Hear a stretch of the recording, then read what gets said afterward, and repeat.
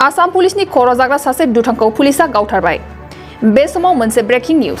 गोबाव समनिफ्रायनो पुलिसनि नोजोरनिफ्राय खारखोमाना थानाय सासे दुथांखौ पुलिसा गावथारबाय। मिथिहोनाय बादिब्ला दुथाङा आसाम रायजोनिफ्राय गोबां आयेननि बेरेखायै मोसौ लांलाय लाबोलाय खालामोमोन। आसामनिफ्राय सोनाब बेंगल फारसे आयेननि बेरेखायै मोसौ लांखारनायाव बे गावथारजानाय दुथाङा गाहायैनो हाबा मावोमोन आरो पुलिसनि नोजोरनिफ्राय बे गाहाय दायनिगिरिया गोबां थाखोमा बारग'बोबायमोन। नाथाय गोबाव समनिफ्रायनो खारखुमाना थाबोनाय दायनिगिरिया पुलिसनि गुलियाव जिउ गोमानांबाय। क'क्राझार आरो धुबुरी जिल्लानि सिमायाव बे दायनिगिरिखौ गावथारदों मोननाय जायो। गावथारजानाय दायनिगिरिनि मुङानो जाबाय आदाम आली। मख'नो गोनांदि थांनाय 2 बोसोरनिफ्रायनो आदाम आलीया पुलिसनि नोजोरनिफ्राय खारखुमानानै दंमोन एबा पुलिसाबो बेखौ 2 बोसोरनिफ्रायनो सिरि नागिरखुमागासिनो दंमोन। नाथाय दिनै पुलिसनि खबाव नांना पुलिसजों जिउ गोमाजाबाय। आसाम पुलिसनि खर' जाग्रा सासे दुथांखौ पुलिसा गावथारबाय। बे समाव मोनसे ब्रेकिं निउज। गोबाव समनिफ्रायनो पुलिसनि नोजोरनिफ्राय खारखोमाना थानाय सासे दुथांखौ पुलिसा गावथारबाय। मिथिहोनाय बादिब्ला दुथाङा आसाम रायजोनिफ्राय गोबां आयेननि बेरेखायै मोसौ लांलाय लाबोलाय खालामोमोन। आसामनिफ्राय सोनाब बेंगल फारसे आयेननि बेरेखायै मोसौ लांखारनायाव बे गावथारजानाय दुथाङा गाहायैनो हाबा मावोमोन आरो पुलिसनि नोजोरनिफ्राय बे गाहाय दायनिगिरिया गोबां थाखोमा बारग'बोबायमोन। नाथाय गोबाव समनिफ्रायनो खारखुमाना थाबोनाय दायनिगिरिया पुलिसनि गुलियाव जिउ गोमानांबाय।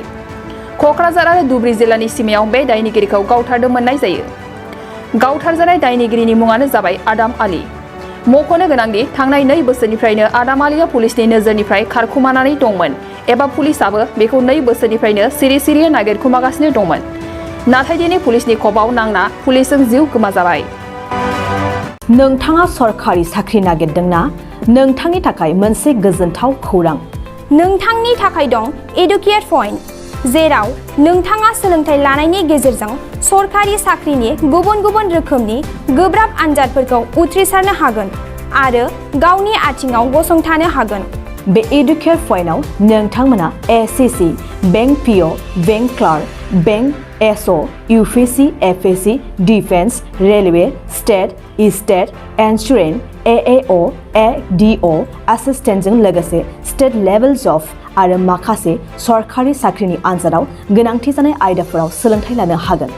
मख'नो गोनांदि बे सोलोंसालियाव साख्रिनिल' नङा, बेयाव MBA आरो सैनिक स्कुल बायदियाव एडमिशननि थाखाय एन्ट्रेन्स होनो थाखायबो सोलोंथाइ लानो हागोन।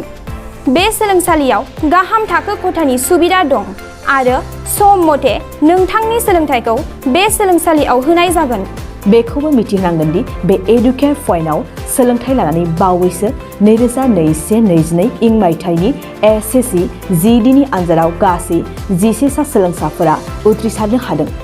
बारा नङा, गासै 15,000 रांजोंनो नोंथाङा बे सोलोंसालियाव 6 दानसिम सोलोंथाइखौ लानो हागोन। बे सोलोंसालिया क'क्राझार, बरपेटा रड, गवालपारा आरो बङाइगावआवबो दं।